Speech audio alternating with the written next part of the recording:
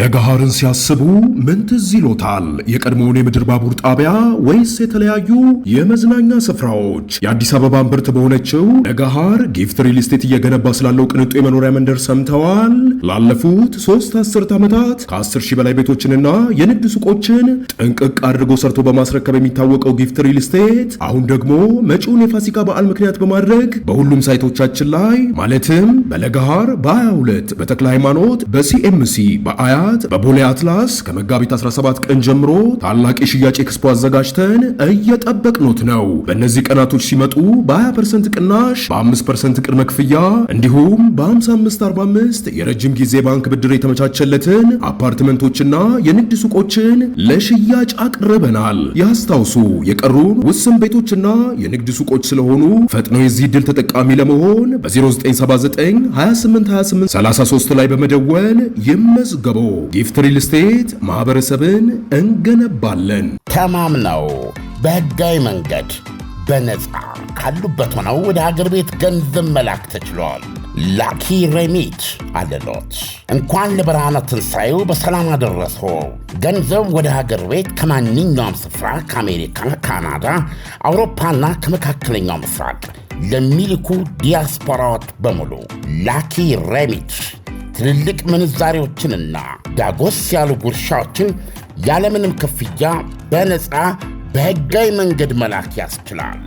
ላኪ ሬሚት በተጨማሪም ከማስተር ወይም ቪዛ ካርዳችሁ ላይ ወደ ፈለጋችሁት የኢትዮጵያ ባንክ ስትልኩ ገንዘቡ በ2 ሴኮንድ ውስጥ ይደርሳችኋል። 2 ሴኮንድ ብቻ።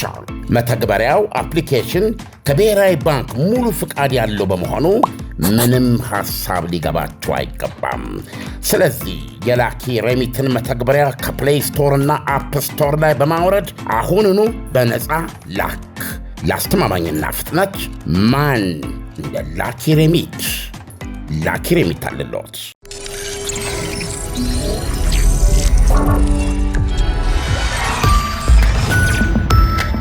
ጤና ይስጥልኝ። ይህ አዋዜ ነው። የዕለቱን ዋና ዋና ጉዳዮች እንመለከታለን። በላይ በቀለ ነኝ። የማሊ ዋና ከተማ ባማኮና ሌሎች የሀገሪቱ አካባቢዎች በከፍተኛ ፍንዳታና ተኩስ ሲናወጡ መዋላቸው ተነገረም። ታጣቂ ቡድኖች በዋና ከተማና በሌሎች የሀገሪቱ ክፍሎች የተቀናጀ ጥቃት መክፈታቸው ሲነገር፣ ጦር ኃይሉ ጥቃቱን ለመከላከል ሰፊ ትግል ላይ መሆኑ ይነገራል። የዓይን እማኞች ለሮይተርስ በሰጡት ቃል በዋና ከተማና ወጣ ብሎ በሚገኝ ጦር ሰፈር ከፍተኛ ፍንዳታና የተኩስ ድምፅ እየተሰማ ነው ብለዋል። ወታደሮች ዋና ዋና መንገዶች መዝጋታቸው ሲነገር፣ በሌሎች የሀገሪቱ ከተሞችም ከፍተኛ ውጊያ እየተካሄደ መሆኑ ታውቋል። የዓይን እማኞች የዛሬውን የተቀናጀ ጥቃት ከረጅም ዓመታት ወዲህ የመጀመሪያ እንደሆነ ገልጸዋል። ማሊ በአልቃይዳና በአይሲስ የሚደገፉ ጽንፈኛ ቡድኖች መንቀሳቀሻ ሆና ስትቆይ፣ በተለይ በሰሜን የሀገሪቱ ክፍል የሚገኘው አዘዋድ ነፃ አውጪ ግንባር የተባለው ቡድን ሰሜናዊ ቱአረግ ክልልን ለመገንጠል እንደሚዋጋ ይነገራል። ይሄኛው ቡድን በዋናነት ሰሜናዊ ከተሞች ላይ ሲያተኩር፣ ሌላው ጃማት ኑስራት የተባለው ጽንፈኛ ቡድን ማዕከላዊ የሀገሪቱ ክፍል ላይ ይንቀሳቀሳል። የዛሬውንም የተቀናጀ ዘመቻ የከፈቱት እነዚሁ ቡድኖች መሆናቸው ሲነገር፣ የሀገሪቱ ጦር ኃይል ግን በደፈናው ከአሸባሪ ቡድኖች ጋር እየታገልኩ ነው ብሏል። ጦር ኃይሉ በአሁኑ ሰዓት ሁሉንም ነገር መቆጣጠር እንደተቻለ ቢያስታውቅም ከዚያ የሚወጡ ያልተረጋገጡ ሪፖርቶች ግን ውጊያ መቀጠሉን አመልክተዋል። ወደ ዋና ዓለም አቀፍ አውሮፕላን ጣቢያ የሚወስዱ መንገዶች የተዘጉ ሲሆን ወታደሮች ያገኙትን ተሽከርካሪ እየፈተሹ መሆናቸው ተነግሯል። እዚህ ኢትዮጵያ ቆይቶ ወደ ባማኮ የተመለሰ አንድ ነዋሪ ከዛሬ ቅዳሜ ጠዋት ጀምሮ ሁሉም የአውሮፕላን በረራዎች መሰረዛቸውን ገልጧል። ያም ሆኖ አውሮፕላን ጣቢያው ላይ ጉዳት ስለመድረሱ እስካሁን አልታወቀም። የብሪታንያ መንግስት የባማኮ ዓለም አቀፍ አውሮፕላን ጣቢያ በመዘጋቱ ዜጎቹ ወደ ማሊ ምንም አይነት ጉዞ እንዳያደርጉ ሲመክር፣ የአሜሪካ ውጭ ጉዳይ ሚኒስቴር ጥቃቱን አጥብቆ በማውገዝ ከማሊ ሕዝብና መንግስት ጎን እንደሚቆም አረጋግጧል። ማሊ የሚገኘው የአሜሪካ ኤምባሲም በዚያ ያሉ ዜጎቹ ጉዞ ትተው መጠለያ እንዲገቡ አሳስቧል። በአውሮፕላን ጣቢያ አካባቢ ፍንዳታና የተኩስ ልውውጥ መኖሩን ኤምባሲው አረጋግጧል። የአዘዋድ ነፃ አውጪ ግንባር ቃል አቀባይ የግንባሩ ኃይሎች ኪዳል በተባለ ከተማ የሚገኝ የማሊ ጦርና የሩሲያ ቅጥረኛ ተዋጊዎች ሲጠቀሙበት ነበር ያለውን ወታደራዊ ጣቢያ መቆጣጠራቸውን በማኅበራዊ መገናኛ ጽፏል። ጎረቤት ሀገሮች ኒጀር እና ቡርኪና ፋሶ ጣልቃ እንዳይገቡ ቃል አቀባዩ ጠይቋል። ማሊ በ2020 የተካሄደውን መፈንቅለ መንግሥት ተከትሎ ጀነራል አሱሚ ጎይታ በሚመሩት ወታደራዊ ጁንታም እየተዳደረ ይገኛል። ወታደራዊ ጁንታው ስልጣን እንደያዘ ከፍተኛ የሕዝብ ድጋፍ አግኝቶ እንደነበር ይነገራል። በሀገሪቱ ረጅም ጊዜ ያስቆጠረውን የጸጥታ መደፍረስ ለመቆጣጠርና ሰላም ለማስፈን ቃል መግባቱን ተከትሎ ለዚህ ደግሞ የመንግስታቱ ድርጅት ሰላም አስከባሪዎችና የፈረንሳይ ኃይል እንዲሰፍሩ እስከ ማድረግ የደረሰ ጽንፈኞች ወይም ደግሞ ጽንፈኛ ቡድኖችን የመከላከል እርምጃዎች ወስዷል። የሩሲያም የግል ወታደሮችን ጭምር ቀጥሮ ሰፊ እንቅስቃሴ ቢደረግም የታጣቂ ቡድኖችን ዘመቻ መቆጣጠር አልተቻለም ይላሉ የተለያዩ ወገኖች። አብዛኛው የሰሜንና የምስራቅ የሀገሪቱ አካባቢዎች ከመንግስት መዳፍ ከወጡ ሰንብተዋል።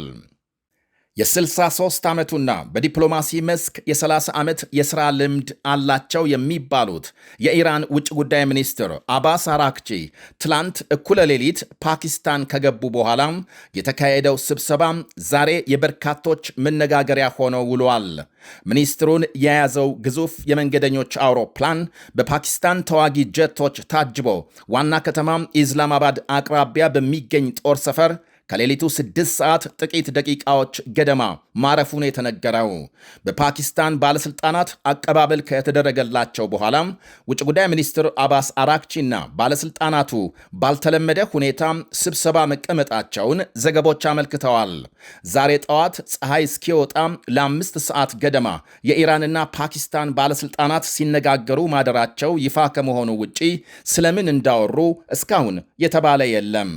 ከፓኪስታን ሰዓት አቆጣጠር 9 ሰዓት ወደ ኋላ የሚቀሩት የአሜሪካ መሪዎችም ከዋሽንግተን የፓኪስታን ስብሰባውን ለመከታተል ቢሞክሩም የተሟላ መረጃ እንዳላገኙ ገልጸዋል። የኢራን ውጭ ጉዳይ ሚኒስትር አባስ አራክቺ ዛሬ ከፓኪስታን ጠቅላይ ሚኒስትር ሼባዝ ሸሪፍ ጋር ተገናኝተው መነጋገራቸው ታውቋል። የኢራን የልዑካን ቡድን እንዲህ በተናጠል ከተለያዩ የፓኪስታን ባለሥልጣናት ጋር ከተገናኘ በኋላ ማምሻውን ወደ ቴሄራን መመለሱን ዘገቦች አመልክተዋል። የኢራን ቡድን ወደ ሀገሩ መመለሱ የተሰማው የአሜሪካ ልዑካን ፓኪስታን ይገባሉ ተብሎ እየተጠበቀ ባለበት ጊዜ መሆኑ በሁለቱ ሀገሮች መካከል የሚካሄድ ቀጥተኛ ንግግር አለመኖሩን በተመለከተም ቀደም ሲል የተሰራጨውን መረጃ ትክክለኛነት ያረጋገጠ ነው ይላሉ ታዛቢዎች። ይህ ሁሉ ሆኖ የኢራን ቡድን ጦርነቱን ለማቆም በሀገሩ በኩል ያሉ ጥያቄዎችን ዝርዝር ለፓኪስታን መሪዎች አስረክቦ መሄዱን የአልጀዚራ ዘገባ አመልክቷል። ምናልባትም የአሁኑ ዙር ንግግር ሁለቱ ተፋላሚ ወገኖች በተናጠል ከፓኪስታን ባለሥልጣናት ጋር የሚያደርጉት ሳይሆን እንዳልቀረም ተመልክቷል። አሁን ከሁሉም በላይ ሀገሮቹ ወደ ዋና ድርድር ከመግባታቸው በፊት ኢራን ሆርሙዝ መተላለፊያን ትክፈት፣ አሜሪካ በኢራን ወደቦች የጣለችውን እገዳ ታንሳ የሚሉ ቅድመ ጥያቄዎች እንዴት እንደሚፈቱ ግልጽ አይደለም። በዚህ ሁሉ መሃል ደግሞ በኢራን የሚሳኤል ውርጅብኝ እንቅልፋተው የሰነበቱ የፋርስ ባሕረ ሰላጤ ሀገሮች ስጋት ላይ መውደቃቸው ተነግሯል። በአሜሪካ ኢራን ድርድር የእነርሱም ጥያቄና ፍላጎት ከግምት እንዲገባም ይፈልጋሉ። የሆርሙዝ ሰርጥ መዘጋት ሀገሮቹን ክፉኛ እንደጎዳ ሲነገር ምናልባትም ያልተሰማቸው ካሉ ዋነኛ ወደቦቻቸው ከሆርሙዝ መተላለፊያ ውጪ ያሉት ሳውዲ አረቢያና ኦማን ብቻ ናቸው ይባላል።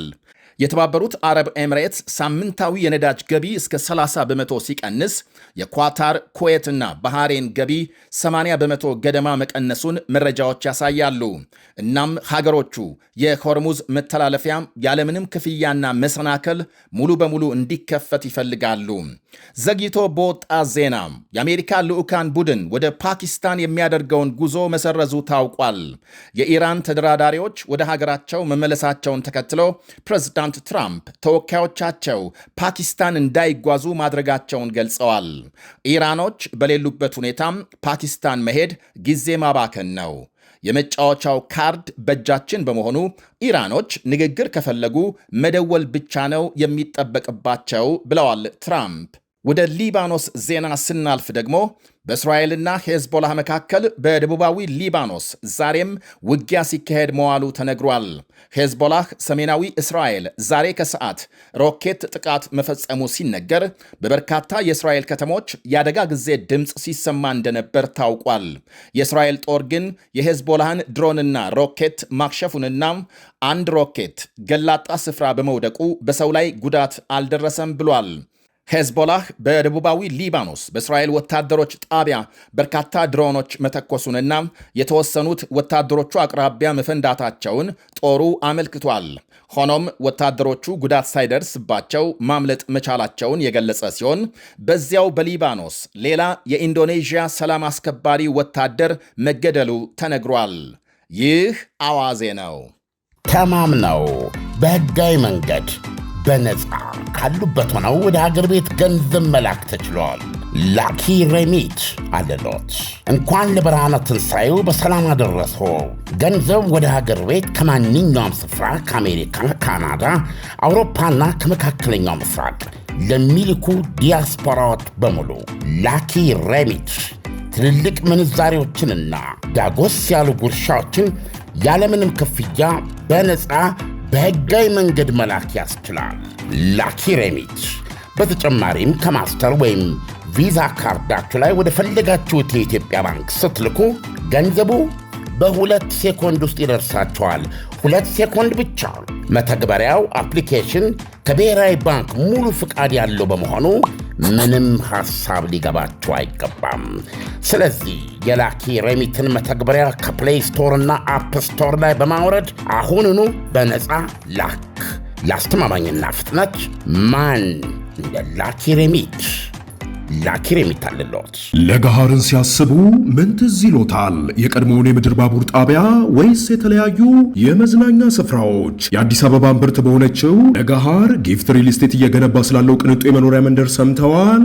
ላለፉት 3 አስርት ዓመታት ከ10 ሺህ በላይ ቤቶችንና የንግድ ሱቆችን ጥንቅቅ አድርጎ ሰርቶ በማስረከብ የሚታወቀው ጊፍት ሪል ስቴት አሁን ደግሞ መጪውን የፋሲካ በዓል ምክንያት በማድረግ በሁሉም ሳይቶቻችን ላይ ማለትም በለገሃር በ22 በተክለ ሃይማኖት በሲኤምሲ በአያት በቦሌ አትላስ ከመጋቢት 17 ቀን ጀምሮ ታላቅ የሽያጭ ኤክስፖ አዘጋጅተን እየጠበቅኖት ነው። በእነዚህ ቀናቶች ሲመጡ በ20% ቅናሽ፣ በ5% ቅድመ ክፍያ እንዲሁም በ55/45 የረጅም ጊዜ ባንክ ብድር የተመቻቸለትን አፓርትመንቶችና የንግድ ሱቆችን ለሽያጭ አቅርበናል። ያስታውሱ፣ የቀሩን ውስን ቤቶችና የንግድ ሱቆች ስለሆኑ ፈጥኖ የዚህ ዕድል ተጠቃሚ ለመሆን በ0979 2828 33 ላይ በመደወል ይመዝገቡ።